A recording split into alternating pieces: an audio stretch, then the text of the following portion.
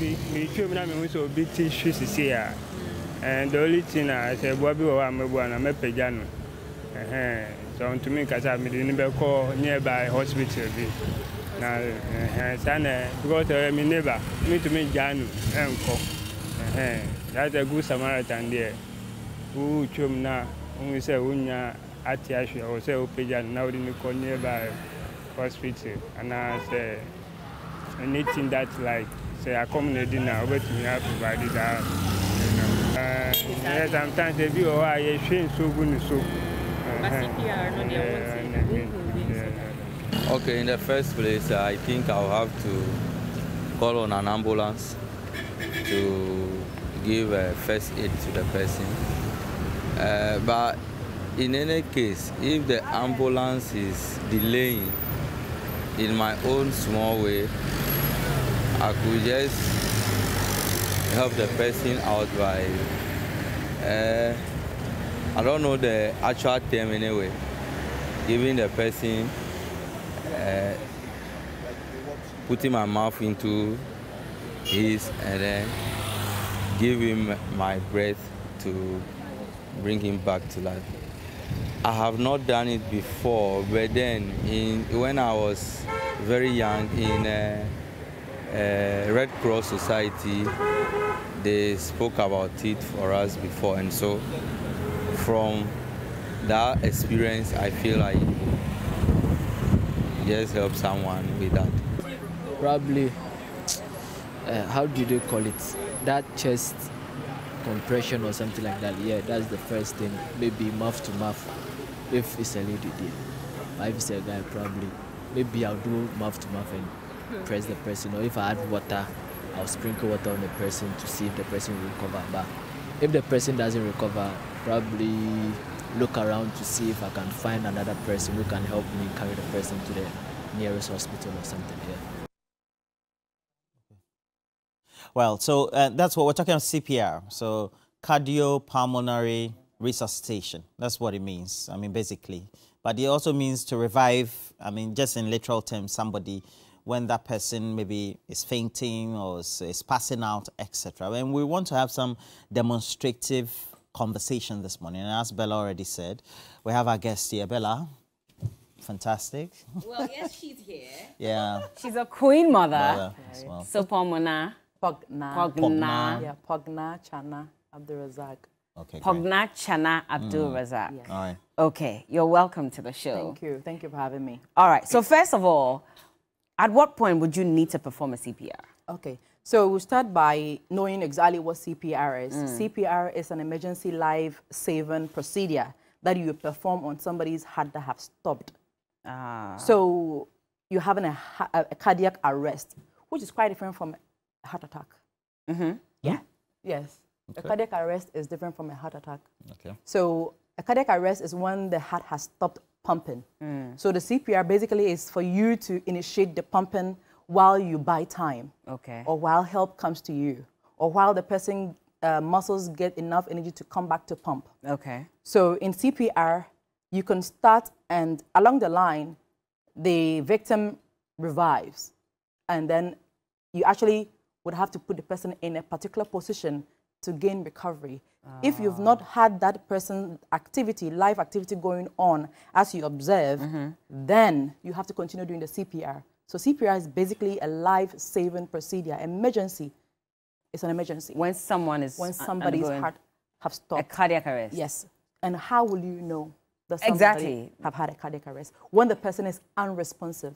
So we are saying that when you have, let's say you are a bystander or you are walking past or in the house where you are with somebody and suddenly the person is not responding to you. So all you do is you tap. You tap the person to check on response. When the person is unresponsive, then you now start a CPR. Now, you can check for life activity. And also we have something we call the witnessed arrest. Okay. You might have been there where you see that this person just suddenly cannot breathe anymore or probably have stopped breathing or is actually just not responsive to your touch or to your call. Okay. And so in the demonstrative aspect, we would show all of that. But basically, you have to check out to see. But we're not saying that when somebody is lying down and sleeping, because you've learned CPR, suddenly you just jump on the person, I'm doing CPR. No. So you should check for a pulse first. Just if you are able to know how to check for pulse. How do you do it? So basically we have what we call the cardiac pulse, where you go on the, just by your neck. Do it for me. So here. Okay. So you feel the vibration. Please take the distance so as she's doing it. Okay. Is that the only place you do, or you do on more? your neck? So any part of your neck? Not any part of your neck. Do it. Just, They haven't taken it yet. Just by the jugular. Jugular. The jugular vein. Jugular vein. Yes. So you actually check for pulse activity. If you feel the vibration, then yes. Sorry. How do you Jugular check? vein. How will I even know? Which Okay, one? But I think just go into your so hand. that's why I'm going in the very simple way, because here you would have to. So we all have our phones that we use on social media. Now let's get it active on health. Okay. You just Google pulse. Yeah. How do you check for pulse? Okay. It will teach you which parts. So if I'm telling you the carotid pulse, then you know that you are going on there just by beneath your jaw. Okay. You can, even yourself, you are very far away, just here. Oh, here. Just here. Okay. Here, right? No, come further. Okay, just excuse me a minute. You see there? Yeah. So let's say you are somebody, So your hair is that long, how can you check? Your hair is that, you have to flip the hair. So you have to flip the hair. So in this Bella, flip the situation, hair. yes, flip the hair indeed. Indeed, that's right. Hey, what if the wig came off? Oh, please, it won't.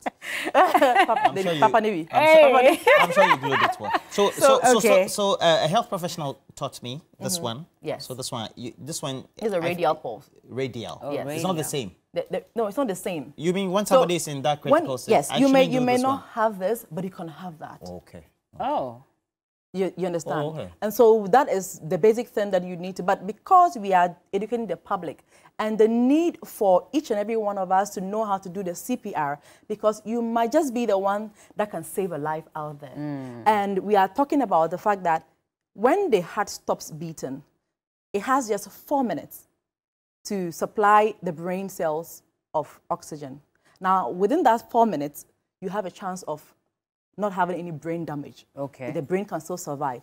But after 4 minutes to 10 minutes, there's deterioration in brain function. Activity, okay. Then you may have like brain damage coming in. Ooh. So within the 4 minutes, if you are able to start the CPR, you're not likely to have brain damage. Okay. But between 4 minutes to 6 minutes, if you start CPR for this patient, then you have a possible brain damage coming. It means that it's still not high. But 6 minutes to 10 minutes is probable. The probability of having brain damage is there. Okay. Now, after 10 minutes, when the person is having that no oxygen to the heart, I mean, there's no cardiac activity going on, then there is you are certain that this person is going to have a brain damage. So whoever you are with, if it's the family within member. 10 minutes? Yes. So within 10 minutes, if you haven't given any chest compressions, then the probability of having a brain damage is high.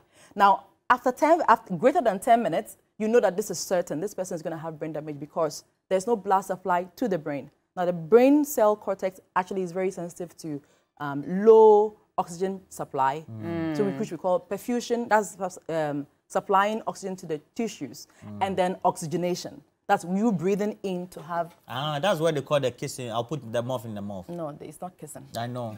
But there's a contact. So yeah, there's contact because you need to have that contact to blow in air. We call that rescue breath.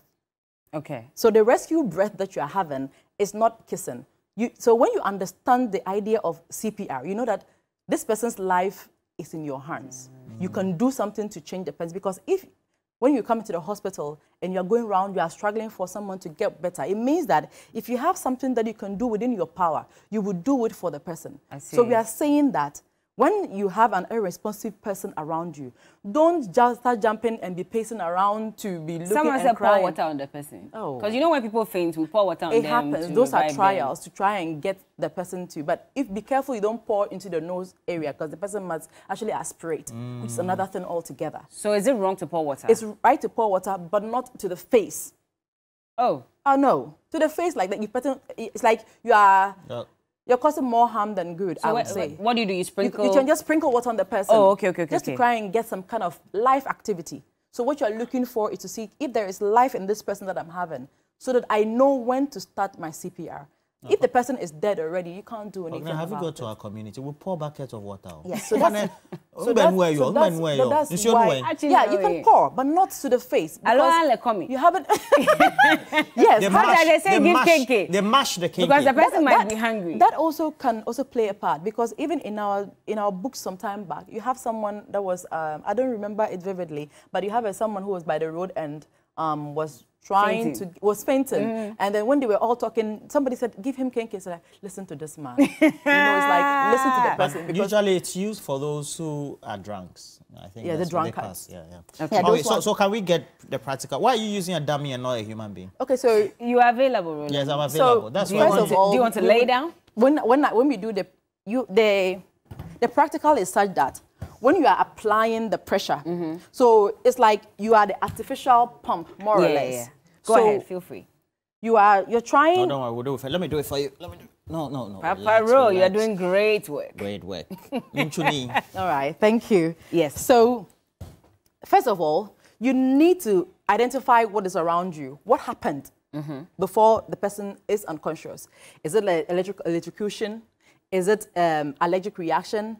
Is it that the person have tripped and fallen? You need to check the environment for safety. Because if you yourself, you're not safe, then there's no point. You're not even alive to even save the person, or you put yourself in harm's way. So instead of now saving, you have actually complicated it by actually involving yourself. So safety first. So if this person was by the gutter or around water area or electrical pole, you need to carry the person away. No, but if someone is electrocuted, you're not supposed to touch the person, right? No. Exactly. If the person is not having the electrical bit flowing through, then yeah, you need to pull. If even you need to take something to push the person away to have safety. Bottom line is non-electrical conductor material. Yes, you need to get safety, or it has happened on the motorway. You don't say because you're doing CPR, you're going to stand in the middle of the road and do. No. It means safety is always important. So safety is the number one. Safe place. Okay. Carry the person off to a safe place. Call for help. Okay. Now, call for help can be either you are dialing the ambulance 112, or you are calling the bystanders to help you. Okay. To carry him out. So you observe first safety, pull person out of danger. Harm's way, yeah. Yes. Then you now can start to check if the person is responsive. So what you do is you tap, because some people may have stroke where one side is off. So if you're going to touch one, it doesn't work. So you do. Wait, Mr. Basie, you hit that hard? Yes, you have to hit. Because you want to try and get alive, to feel. Probably the person is just asleep. Oh. So you hit, Mr. Basie. Then if there is no response. How hard? Come on, not so hard the person feels that you are whipping him. Okay. Yeah, but enough in case pressure. It's an enemy. An enemy, and I'm sorry for the enemy. I'm sorry for the enemy. Okay, carry on. So then you use your dominant hand.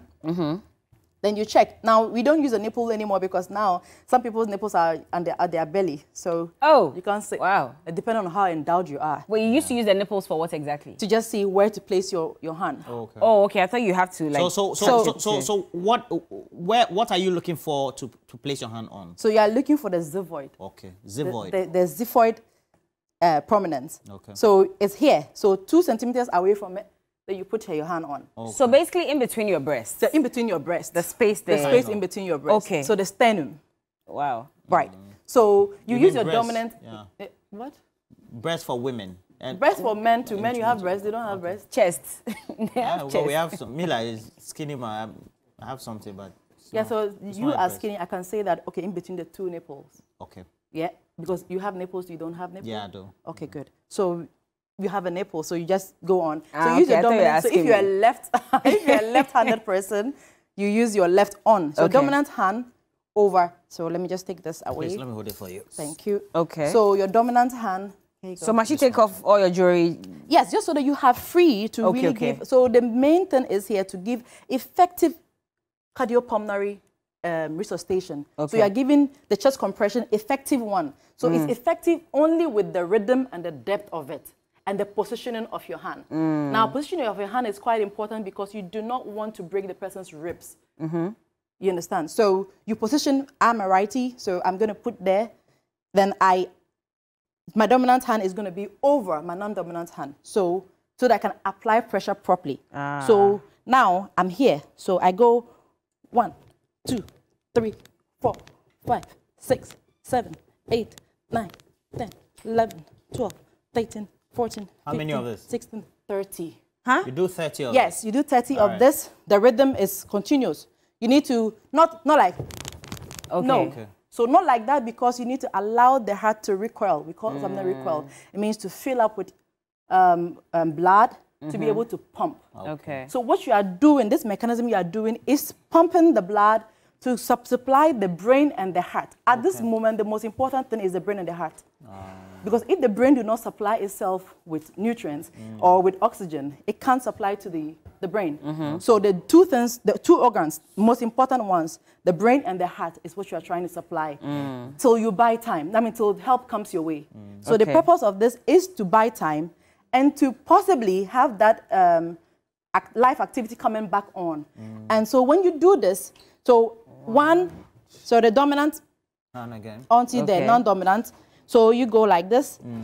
1, 2, 3. It's okay, it's okay. Making sure that your hands are straight. Okay. If your hands are not straight, then you are slouching. You're not doing an effective. So it has to be straight. So he needs to be straight. Then you pump. So can you try on? Yes. So, okay, so this is my dominant hand because I'm a lefty. Yeah, but you need to. The heel of your hand has to go on. Like this. The heel. This is the heel of your hand. Here. So no. Here. So that one goes onto the positioning. Okay, this one. Yeah. So 2 away. Yeah. Then so no. You are going to be on the side of the person. So positioning is very important. On the side, depending, it can be on the left, it can be on the right. Okay. So you kneel down properly and be comfortable. Then you place your hand on. Like this. So you need to go further, like position yourself properly. Go behind. Go. Be comfortable. Yeah. So now this hands now 10 into, no, 10. 10. Yeah. Okay. No. Like this. So let me show you. So here, your hand goes.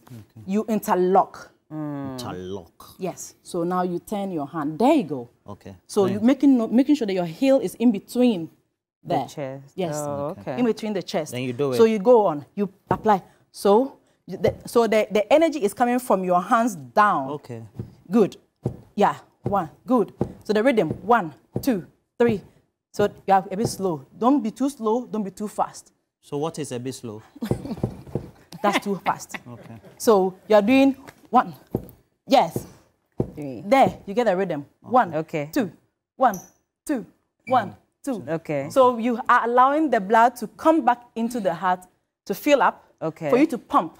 Because if there's no feeling, what are you pumping? Yeah. You understand? So when you understand the rationale But you're also behind- saying that I shouldn't do like this. Yeah, because if you're doing that way, you're not applying. Okay. The force. You're not applying Okay. the force, the full force, because then it's like this is where the physics come in.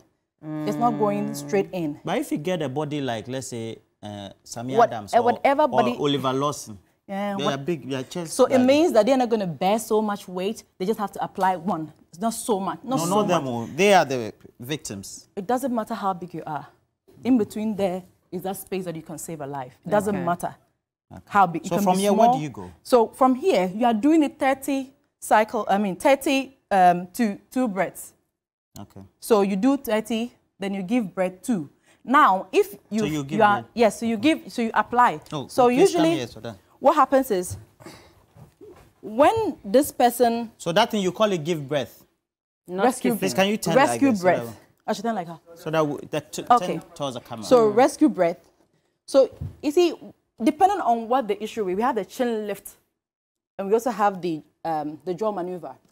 If the person has, you are suspecting of a head injury or a neck injury, don't try to tilt. That's going to worsen the person's case. So if it's an accident, and this person, you probably have an injury to the neck, please do not raise. Use your hands to just, open up the person's... Human being, then you forcing like that. Oh, please hurry up. Yes, human being, you're forcing like that. You have to force to open up. And then you give... You are blowing air in. Then you go again. It's not pushing, it's blowing. So you have to blow. You're blowing air into. So when you blow, you get up and then you go back again? So you or do you blow- keep your lips so on you the blow- And person's... lift. That one too quickly, right? Yes, quickly. So you're blowing air in, Okay. for just like you breathing in. How many times do you have to do that? So you can do the cycles over 2 minutes. Okay. Continuously. So after 30, you move to breath. So every 30 to 2 breath. Oh, okay. Every 30 to 2 breath. So you shouldn't do more than 2. No, no, it doesn't go like that. So we assume that after the second breath, enough oxygenation have gone in. Okay. For the blood to be oxygenated. Okay. For you to have the refilling again. Then you go back. Now, if there are bystanders, as they're watching you, they can also pick up. All right. You can teach them, and then they can also do this. So because you'll be tired at some point. Yeah, and if you're tired, then you have no use to the patient. So you need to be able to do a cycle. In a more advanced way, it's a whole team that can. This CPR is just a component. Okay. But let me ask you, the way you do. We have what we call the CPR only rescue. Okay. Where you don't do the resuscitation. The rescue breath is when you are familiar with the person or it's your partner. So you don't just meet anyone on the road who has collapsed and you start giving. If you don't mind. There was a footballer who did that to, I think, an opponent.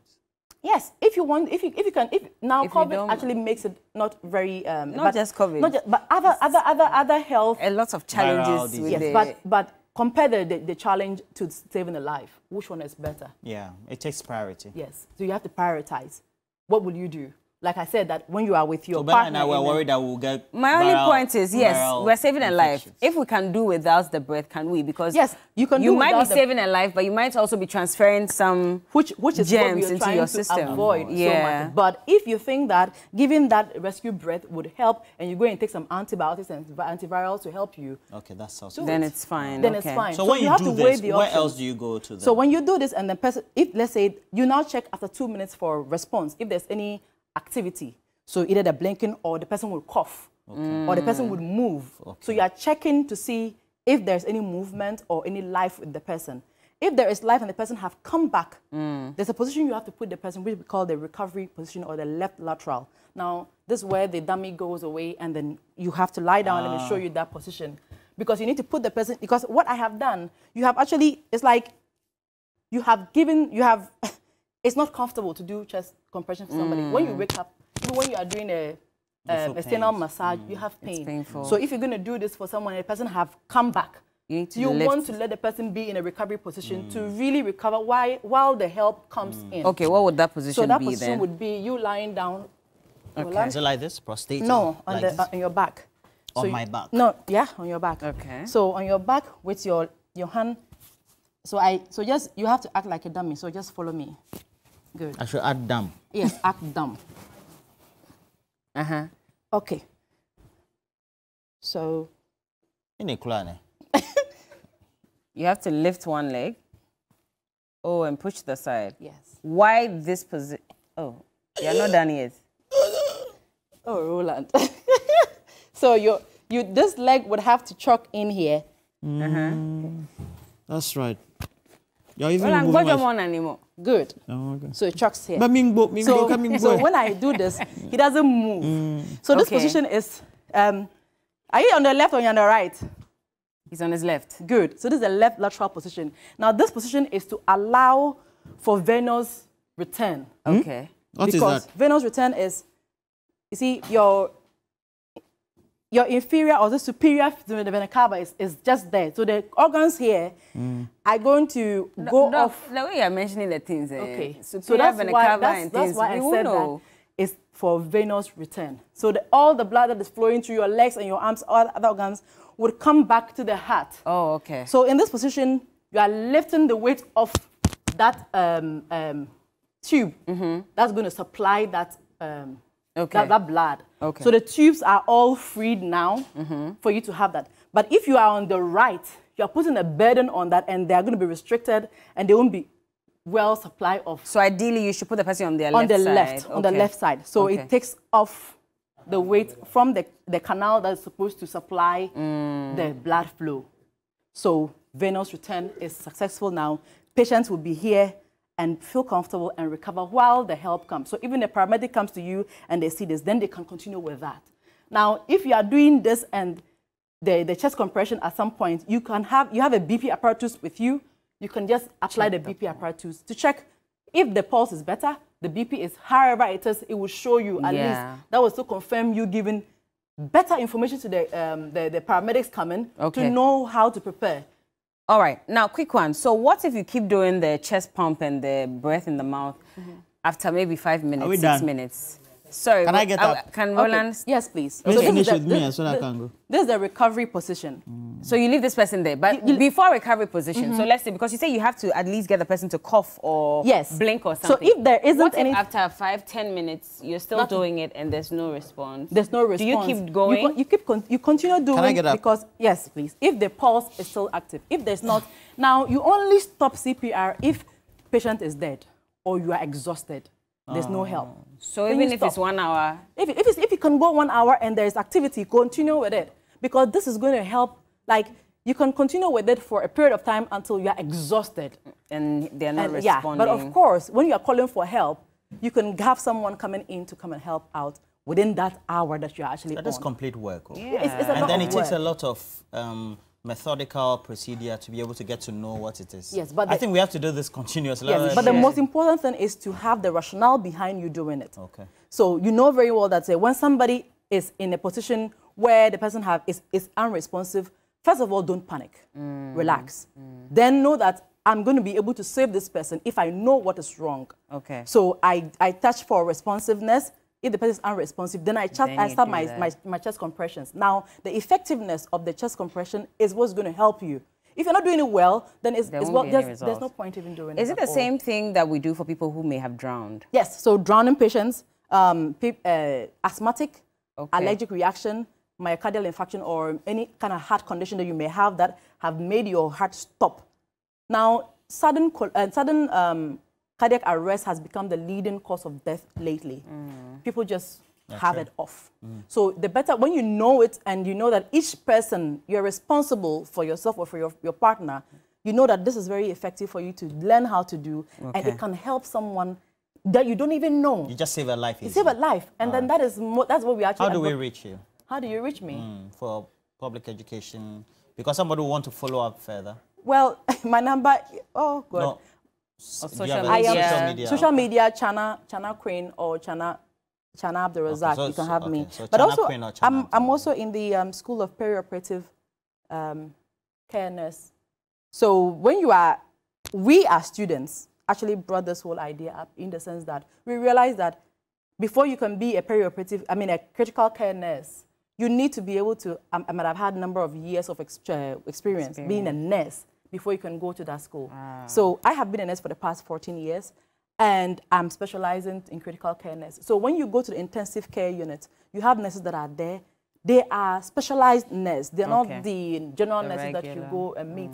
They are nurses that can actually do most of these things and beyond. So we are just advocating the need that people, those that you see at the intensive care unit would give you that allay of fear that you are in good hands. Very well. So after this, you can actually call, or you can go on the social media handle, Chana Crane. You'll find me there. And then we're also advocating or asking for funds. We do not have... For these public education things. Yes. And then because again, you can go to schools, communities to do this. And one of the basic things, during the COVID, we didn't have so much staffing.